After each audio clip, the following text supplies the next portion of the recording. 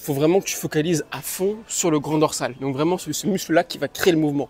Je pars trop haut. Donc si mon épaule part trop haut, bon, en fait la glène, elle va aller limite au-dessus. Hello les gars, bienvenue dans cette nouvelle vidéo sur YouTube. On se retrouve pour une séance dos, épaule aujourd'hui. Ça va mieux qu'hier. Là, je me sens bien, là, je suis chaud. On part sur une séance de 45 minutes, pas plus, pas moins. Là, il fait juste trop chaud en ce moment. Tant mieux qu'il fasse chaud comme ça. Et j'ai envie de dire que c'est même l'une des meilleures périodes que vous pouvez avoir pour faire une perte de gras. Franchement, c'est quand il fait beau, quand il fait chaud. Déjà, tu sors plus, donc tu bouges plus, donc tu améliores ton HIIT. En plus, tu sues, donc du coup, tu perds de l'eau, donc tu deviens un peu plus sec. Mais surtout, là où c'est hyper intéressant, c'est que en été, tu as les fruits, quoi. Tu as les melons, les pastèques, concombres, carottes, tout ce qui est crudité. On veut du froid. On veut du froid. Et en fait, pour faire une sèche en été, il n'y a pas meilleur moment que maintenant. Vraiment. Donc si les gars, vous voulez perdre du gras, vous voulez avoir un physique dessiné, allez-y maintenant. Là on est quoi? On est mois de mai. Mois de mai, ça se passe maintenant. Enfin j'ai envie de dire que ça se passe toute l'année. Parce que t'en as, ils se préparent 3 mois avant l'été. Les gars, qu'est-ce que tu veux faire 3 mois avant l'été? Tu as fait de la merde pendant 9 mois et tu veux bien faire pendant 3 mois. Impossible. Tu vas forcément dévier quelque part. Donc, mince. Parce que en conduisant, c'est pas évident. Ouais, donc j'étais pour perdre du gras, c'est vraiment le meilleur moment. Moi, je vous avouerai que j'ai pas forcément commencé. Enfin, en fait, je suis toujours en sèche, moi, de base. Enfin, en sèche. Je suis toujours à la limite de l'équilibre. Parfois, quand je mange pizza, quand je mange M&M's, bon, voilà, ça m'arrive 3-4 fois dans la semaine, je vous avouerai. Un peu plus parfois. Mais après, je me remets un peu sur le droit chemin. Je fais une semaine où je mange bien. Après, je fais une semaine où je fais un peu de la merde. 2 semaines où je mange bien. Ou même pas en vrai. Enfin, quand je dis je mange bien, en fait, c'est je mange bien, mais il y a toujours des écarts. Quoi. Franchement, tous les jours, je mange facilement, vraiment, je mange facilement 100 grammes de chocolat. Tous les jours. Tu sais, ça va vite. Hein. Tu prends Côte d'Or, tu prends un carré. Le carré, il fait déjà 20 grammes. Moi, je prends un carré le matin, je prends un ou 2 carrés le midi et je prends 3 carrés le soir, voire plus. Donc, je suis facilement 100 grammes, quoi. Et ça m'empêche pas d'avoir un physique dessiné. Alors, quel est le secret? Je vous le demande, c'est quoi le secret? Il n'y a pas de secret, les gars. Faut juste rester focus, être régulier, bien manger, bien dormir. Bon, c'est pas mon cas non plus, mais bien. En fait, il faut juste passer à l'action directement. Alors attendez, parce que là, ok. En fait, même moi, je me dis, ok, j'ai un bon physique, mais le problème, c'est que je fais pas assez attention. J'aurais pu et je peux être encore plus dessiné, avoir encore plus des abdos visibles. Je l'ai déjà fait en plus, hein. Mais le problème, voilà, mes abdos, on les voit et c'est le principal pour moi. Parce que le jour où j'ai plus d'abdos, je me dis, putain, je suis gros. Si vraiment le jour où je me dis, voilà, je me lève le matin et le matin, il n'y a plus mes abdos, il n'y a plus mon six-pack, ça me ferait chier. Vraiment, ça me ferait chier et je me dirais que j'ai merdé. Bon, ça va, c'est pas le cas. Mais du coup, là où je voulais en venir, c'est que pour vraiment être dessiné à fond, il faut faire encore plus d'efforts. Enfin, si tu veux aller, parce que là, moi, typiquement, je suis à 13% de masse grasse, 13-12%. Et si je veux vraiment aller plus loin dans la sécheresse, je dois aller à entre 10 et 9% de masse grasse. Et je sais, et je me connais, que si je vais en dessous de 9%, bon déjà je vais te découper, mais c'est cool, mais je vais tellement pas être bien. Parce que quand tu descends à 9%, toutes tes hormones changent en fait. Donc que ce soit au niveau de la gréline, au niveau de la leptine, au niveau de la testostérone, au niveau même, du coup, classiquement de la libido, ça baisse. C'est pas dingue. Et je sais qu'à 9%, je vais devoir faire un effort tellement considérable parce que mon corps, mon physique n'est pas capable d'aller à 9%. Je peux le faire, mais il n'est pas capable en tout cas de le maintenir. Parce qu'en plus, moi j'ai une peau qui est épaisse, je suis gourmand, j'ai faim, pas tout le temps, mais quand tu es à 9%, tu vas devoir réduire tes calories ou bouger plus, donc je vais avoir plus faim. Enfin bref, c'est tout un bordel. Et je sais avec l'expérience que 10% je peux le tenir, mais 9%, c'est un autre monde. Hein. Donc là, je suis à 13%. On voit mes abdos, je suis content. Je me stabilise depuis des années. Donc, on maintient ce cap-là, les gars. Et pourquoi est-ce que je vous dis ça? Parce que beaucoup, ils veulent des abdominaux. C'est très bien. Mais il y en a, ils veulent vraiment sécher de fou, quoi. Mais vous ne pouvez pas sécher de fou si vous l'avez déjà jamais fait, si vous ne connaissez pas. Parce que tu joues avec ton corps, quoi. Tu joues avec ton corps, tu joues avec tes émotions, tu joues avec ton environnement. C'est un jeu. Franchement, la perte de gras, il faut le prendre comme un jeu, comme un défi perso. J'entends les moins de 10%. Après, au-dessus de 10%, franchement, c'est easy, quoi. Mais voilà, bref, pour vous dire que là, on est arrivé. Et si vous voulez sécher, c'est maintenant. Allez, les gars, on est parti pour la séance. Ok, les amis, on est maintenant parti sur la séance dos. Donc, pour ça, je vais m'échauffer un petit peu à la corde. Donc, la corde, c'est bien, c'est que ça travaille ton cardio. Mais aussi, si tu travailles un petit peu, non seulement tes rotations de poignet, mais aussi au niveau de ton épaule. Donc, ça permet de t'échauffer ton épaule tout en restant ludique. Donc, c'est toujours intéressant. Hop. Allez, c'est parti. J'espère juste que le micro il va tenir, quoi.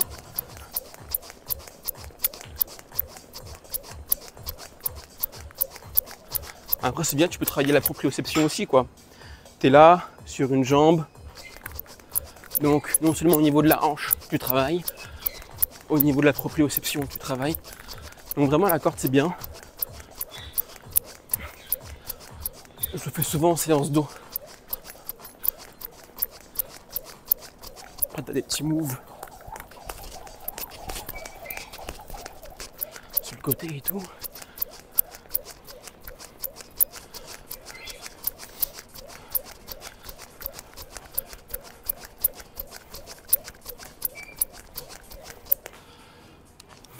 Bon, je fais juste 2-3 tours. Parce que là, les amis, regardez, il est exactement 11h12. Merde. Voilà, 11h12. Et puis, on va voir un petit peu à quelle heure je finis la séance de sport. Mais là, normalement, 40 minutes. Hein. Je vais faire une demi-heure de dos et 10-15 minutes d'épaule. Et ça va être terminé. Allez hop, on reprend.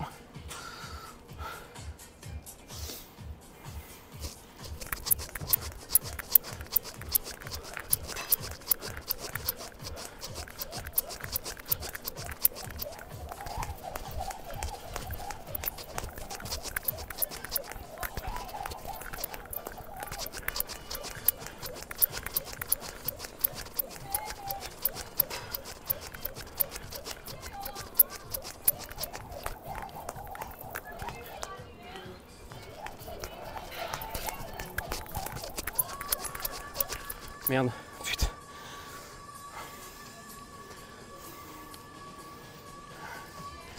Hop.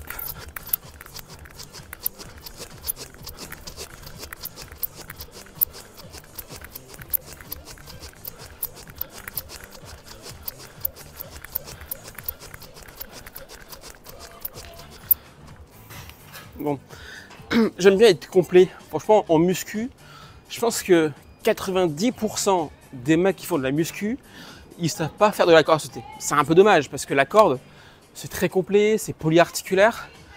Et souvent, les mecs, ils sont raides. Ils n'ont aucune coordination. C'est triste de se dire qu'on est incapable de faire un saut avec une corde. Donc l'idée, c'est quand même d'être polyvalent, d'être le plus complet possible. C'est un petit peu comme un joueur. Moi, je prends le cas toujours de Roger Federer. Moi qui suis un grand fan de tennis, Roger Federer, il est complet comme joueur. Il est complet. Et ben en muscu, on veut être complet. On veut de la force, on veut avoir un physique dessiné, on veut être relâché, on veut être souple et on veut être coordonné. Enfin bref, on veut plein de choses. Et moi, c'est le but. Avoir un corps qui est fonctionnel tout le long de ma vie. Donc, si je fais de la muscu et que je suis pas capable de faire de la corde, c'est triste. Donc bref, nous, oh, c'est ça, c'est beau, tu vois, t'es là, t'es relâché, hop, t'as des petits moves comme ça qui sont sympas.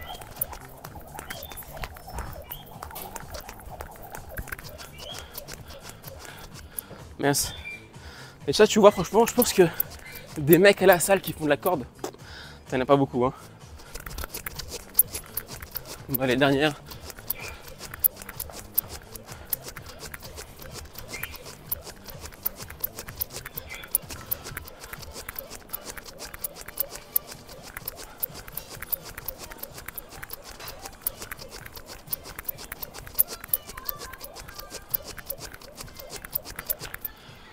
Ok, corde terminée. On part sur les tractions du coup maintenant. Vous savez quoi, je vais faire des muscle-up.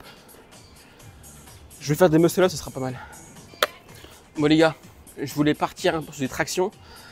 Mais là je pense que la corde, elle m'a chauffé un peu. Donc je vais partir sur des muscle-up. Ça va être pas mal.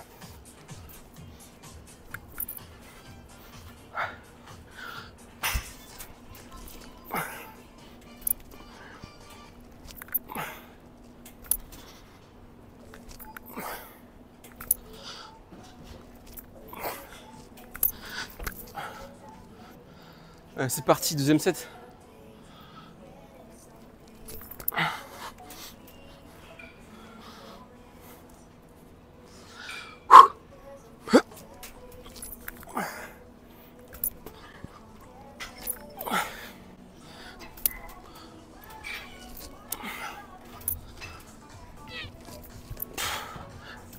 Putain, c'est dégueulasse ce truc. Bon les gars, c'est parti, troisième série muscle up et ensuite on peut attaquer sur les machines pour faire la séance quoi, typiquement. Donc on est parti.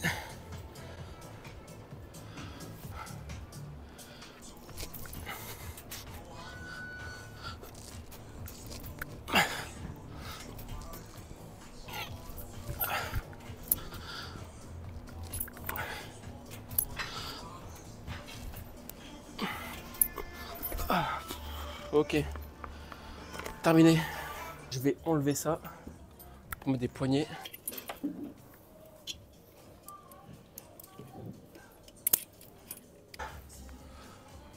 Justement, la sensation elle est vraiment folle ici. Au tirage horizontal de la poulie, le recrutement musculaire il est dingue. Donc, là on s'échauffe.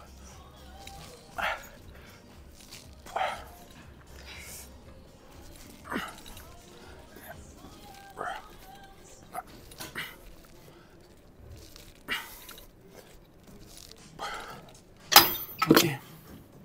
Ici pour ce mouvement, je vais volontairement mettre mon buste vers l'avant pour étirer en fait mon dos. Et quand je reviens, je reste un dos droit. Donc je cherche pas à aller trop loin vers l'arrière. Juste, j'étire mon dos, donc avec mes mains ici, pour ensuite revenir. Mais quand je reviens, je reste droit comme un piquet.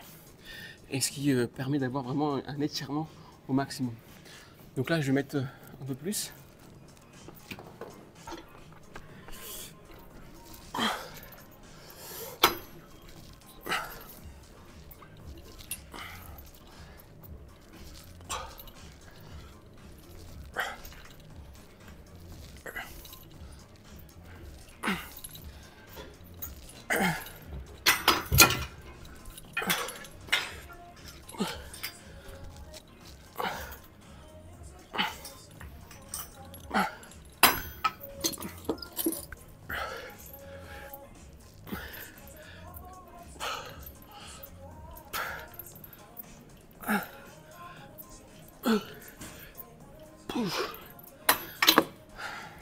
Allez les gars, deuxième set, c'est parti.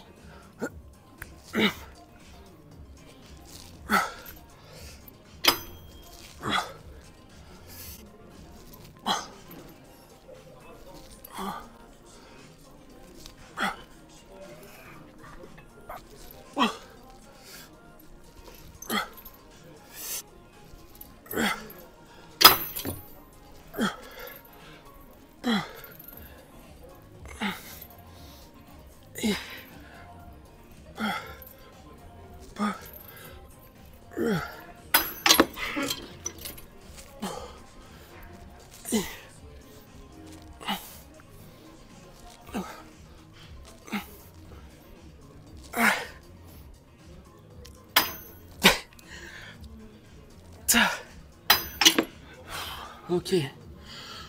Ouf, là on est bien. Donc là les gars, l'avantage, c'est que tu pars à deux mains. Du coup tu travailles l'ensemble de ton épaisseur du dos. Et ensuite, quand tu as fini, tu peux travailler en une main pour isoler davantage une partie et isoler davantage ton grand droit, ton grand dorsal. Et du coup, comme ça, tu peux vraiment venir cibler ici juste une partie. Parce que quand tu as tes deux mains qui rentrent en, en jeu, au final, tu peux pas vraiment te focus à 100% sur les deux groupes musculaires. Tu seras toujours mitigé. Tu auras soit 50-50%, soit tu vas avoir 60 et 40%, parce que tu vas avoir un côté plus fort que l'autre. Donc tu seras jamais équilibré. Alors que si tu pars ici, ta connexion au niveau de ton muscle sera à 100%. Et du coup, plus tu fais de l'unilatéral, plus tu vas ressentir ton muscle travailler. Et quand tu repars sur un deux mains, là tu vas encore mieux ressentir ton muscle, parce que tu l'auras déjà travaillé en amont. Voilà, c'est des petits tips qui sont intéressants pour plus tard en fait, même pour vous, pour recruter un maximum. Donc là typiquement c'est pareil, on va faire ça. Et ensuite on part en unilatéral pour vraiment venir isoler en profondeur le muscle. Donc on est reparti.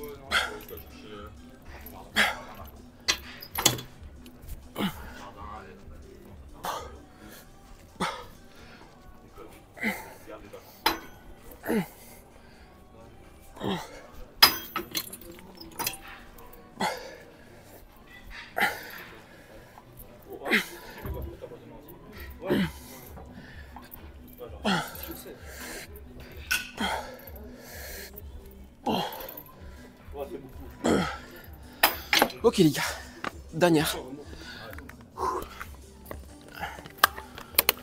On va récupérer 20 secondes et on enchaîne. Hop, je vais juste changer la caméra.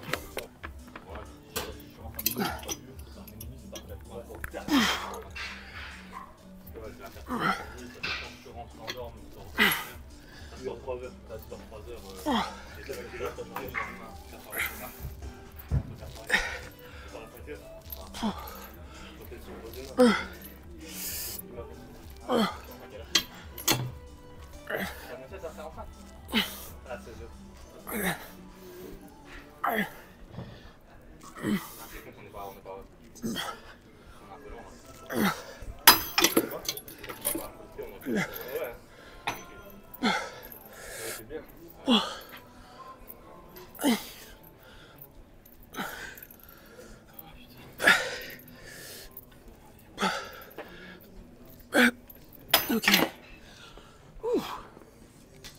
On a terminé, on part sur un tirage vertical du coup. Ok les gars, donc cet exercice-là, je ne le présente plus, vous le connaissez maintenant. Donc tirage poitrine, on va faire 12 répétitions et on va terminer par de l'unilatéral encore.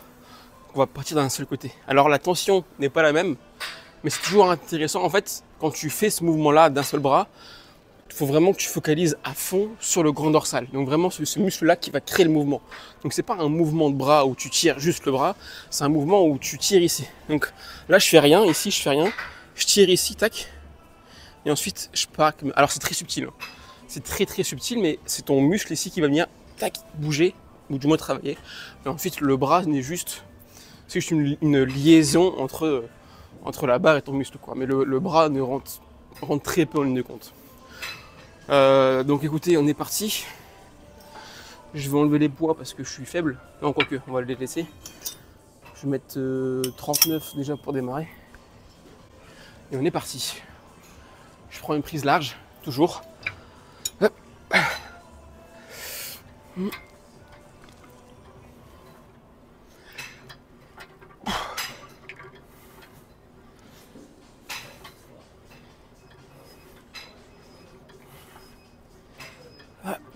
Ok.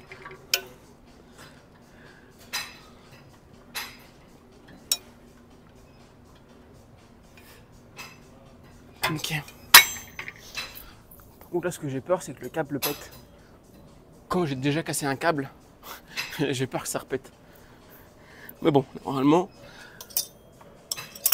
normalement, il n'y a pas de souci. C'est solide. C'est solide, les gars. Donc, on est parti là pour la première série à 45 kg. Et il nous reste exactement 20 minutes. On est plutôt bien. Allez, c'est parti. On va enchaîner ça.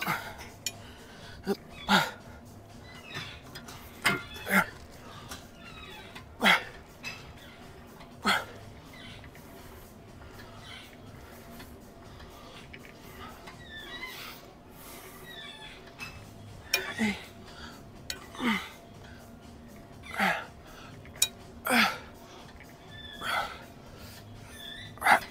Ok, putain.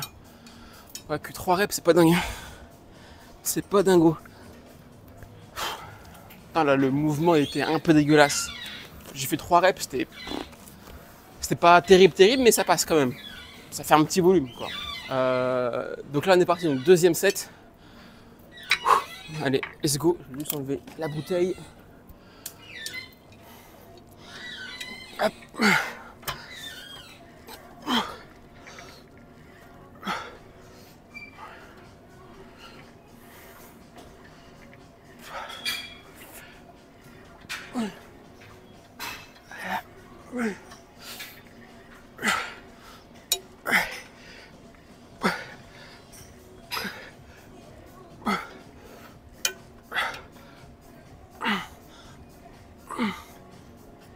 Ok, putain.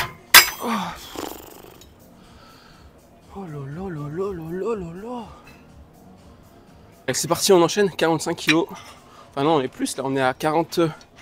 On est à 50 kg. 50, c'est pas... Ça va.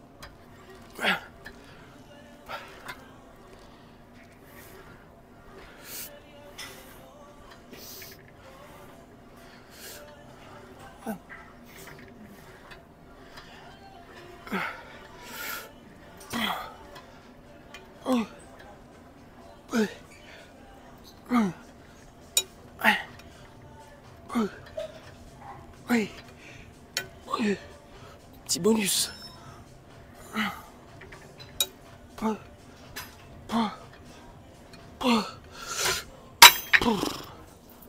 Ok les gars, putain. Ça va, on a encore un petit quart d'heure là. On n'est pas trop dégueu. Ce qu'on va faire, on va partir sur un tirage bûcheron. Lui, j'adore aussi ce tirage bûcheron là. Et puis, on va terminer la séance d'eau sur ça et on va partir sur les épaules juste après. Donc c'est parti pour le tirage bûcheron. Et ben, il n'y a pas de place. Bon les gars, il n'y a pas de place pour le tirage bûcheron. On part sur un changement de plan. On part sur un petit rowing buste penché. Ce sera parfait. Donc là, je me mets ici, c'est le banc à pectoraux, mais moi je l'utilise aussi souvent pour le rowing. Donc c'est intéressant. Donc c'est parti. Finir sur un exercice polyarticulaire, c'est pas forcément le mieux, mais bon. De toute façon, j'ai encore de la forme, donc bon. Parce que de base, quand tu fais un exercice comme ça, qui demande pas mal d'efforts, pas mal d'énergie, de base, tu le fais au début de séance. Bon là, on le fera à la fin, mais c'est pas grave. C'est parti les gars, on est à 40 kg pour un petit rowing. C'est pas mal.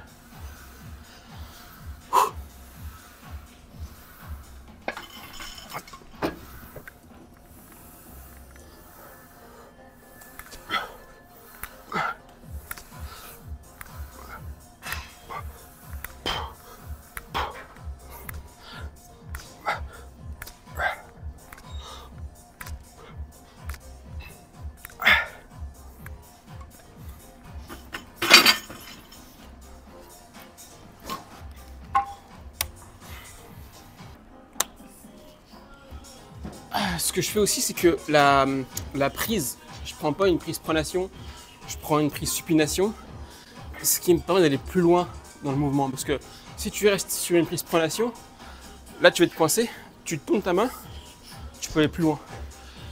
C'est tout con, mais quand tu veux avoir plus d'amplitude, bah, tu prends une prise supination et en plus tu travailles plus ton grand dorsal. Quand tu prends une prise pronation, c'est pas mauvais, hein.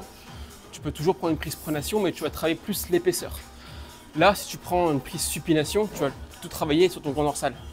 Donc c'est encore un angle différent, juste en changeant une prise. Donc c'est assez fou, c'est que d'une prise à l'autre, bah ça peut tout changer quoi. Donc on est parti.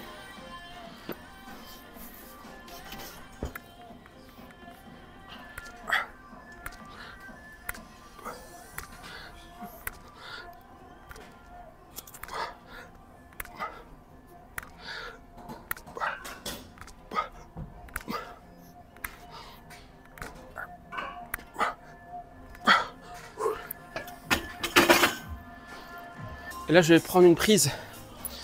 Pour la dernière série, je vais changer de prise. Je vais prendre une prise pronation. Je vais changer l'angle volontairement pour, on dirait, être le plus harmonieux possible.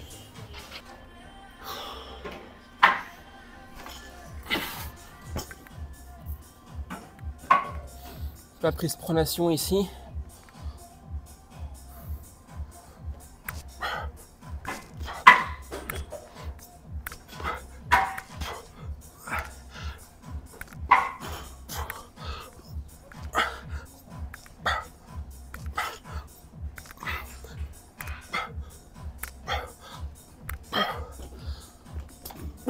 Putain. Ouais. Oh, le move. Et pas tout pareil en plus, quand tu es en pronation, tu cibles aussi tes trapèzes. Tes trapèzes, pardon. Tes trapèzes. Tes trapèzes. Parce que forcément, quand tu es ici, tu auras plus tendance à bouger les trapèzes. Donc tu vas le cibler. Alors que quand tu es en prise supine, tes trapèzes vont vers le bas. Et donc, tu auras beaucoup plus de facilité à tirer. Bon bref, c'est un détail, on s'en fout un peu. On est parti pour les épaules.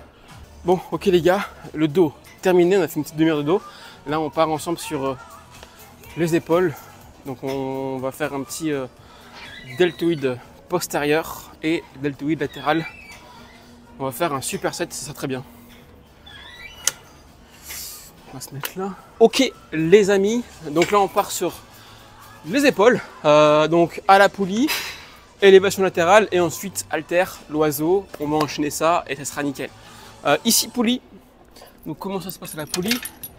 Je me mets penché, donc je vais pas rester droit comme ça, je vais me mettre penché. Je vais me tenir avec ma main libre qui est juste là. Et ensuite, je vais faire des élévations latérales. Pourquoi est-ce que je me penche? Pour éviter que mon numérus touche mon acromion et éviter de créer une boursite. Donc bon, après là c'est plutôt anatomiquement parlant, parce que tu peux aller ici, si tu es là ça va. Si tu vas trop haut, en fait c'est là où ton os touche un autre os et du coup tu peux te blesser quoi. Donc c'est pas dingue. Donc pour éviter ça, hop, tu te penches, comme ça en fait ton os sera plus... Enfin après bon, faut voir au niveau de l'anatomie, parce que là je pense que vous verrez peut-être pas forcément avec la peau, avec les muscles et tout ça. Faut vraiment voir l'os en fait. Donc vous pouvez aller sur internet, vous tapez acromion ou vous tapez deltoïde latéral os. En fait, vous allez voir que l'insertion musculaire, vous allez avoir votre glène ici. Et en fait, ça fait ça. Donc ici, ça bouge. Ici, ça amovible. Donc là, en fait, ça, c'est ça. Donc là, ça bouge. Et si je pars trop haut, donc si mon épaule part trop haut, bon, en fait, la glène, elle va aller limite au-dessus. Enfin, c'est rare, mais ça peut arriver. Mais en gros, ça peut toucher. Donc si tu pars trop haut, tu peux à chaque fois toucher. Donc c'est pour ça que si tu te penches vers l'arrière, mais en fait, tu pourras jamais toucher. Donc c'est ça que quand tu te penches, t'es limite safe. Voilà, bon, c'était le petit détail qu'on s'en fout un peu. Enfin non, c'est important, mais c'est pour les puristes quoi. Hop. Allez.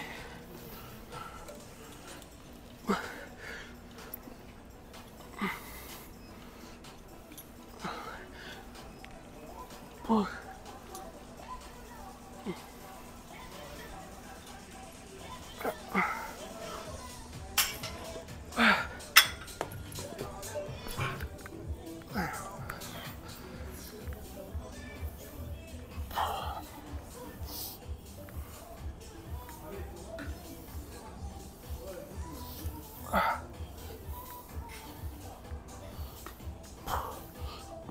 Ok. C'est parti, donc là je suis à 6,5, enfin 6,8 pour pas dire 7 quoi. Hop, donc on est reparti.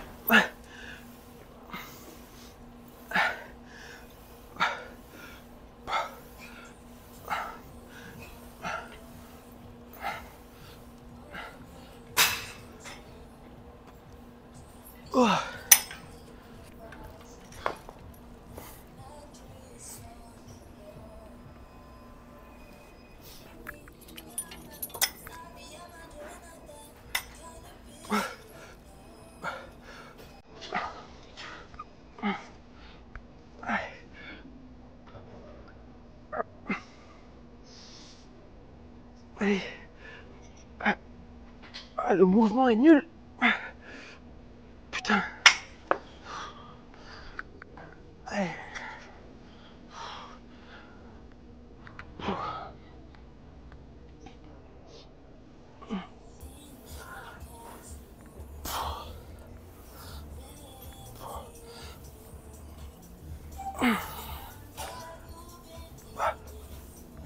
Ok. Quand t'as pas beaucoup de temps, comme moi, t'enchaînes. Tu perds pas de temps, tu fais un superset. Parce que là, tu peux le faire en une fois. Tu fais, allez, tu fais 10, 10, tu récupères, 10, 10, tu récupères, 10, 10, mais ça prendra 5 minutes. Plus l'oiseau, pareil, 10 de chaque côté, ça prendra encore 5 minutes. Donc en gros, 10. Là, quand tu fais les deux en même temps, ça demande plus d'énergie. Donc tu travailles plus ton cardio, plus ton cœur. Donc tu brûles plus de calories. Donc forcément, pour une perte de gras, bah, c'est ce qu'on veut. Et en deuxième point, bah, tu gagnes du temps, quoi. Donc quand tu n'as pas beaucoup de temps à disposition, tu fais un superset comme ça et tu es vraiment très bien. Le seul bémol de faire un superset, c'est comme tu enchaînes, au niveau de la charge, tu mettrais un tout petit peu plus léger, histoire de tout faire correctement. Mais c'est le seul bémol. Après, il n'y a rien qui change, quoi. Donc c'est super intéressant en tout cas. Allez, c'est parti. Ouais.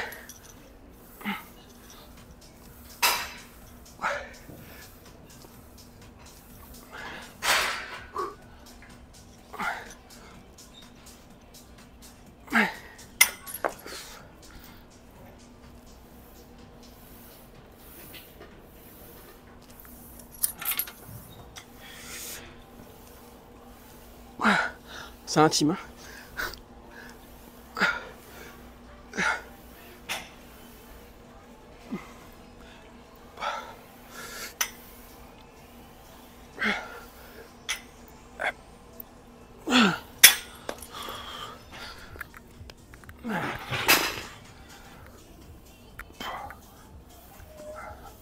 Comme ça.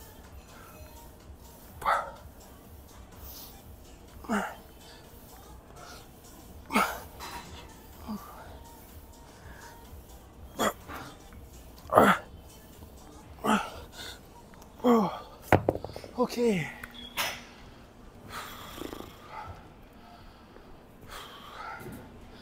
Les gars, dernière série et puis on aura terminé. Let's go.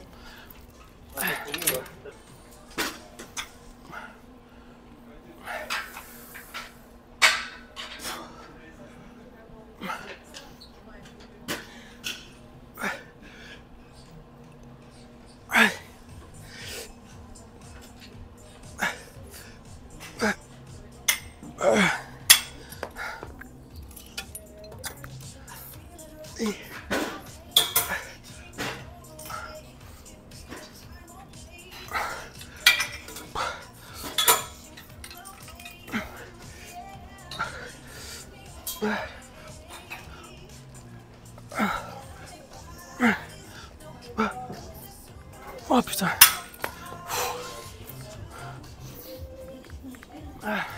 Dernière.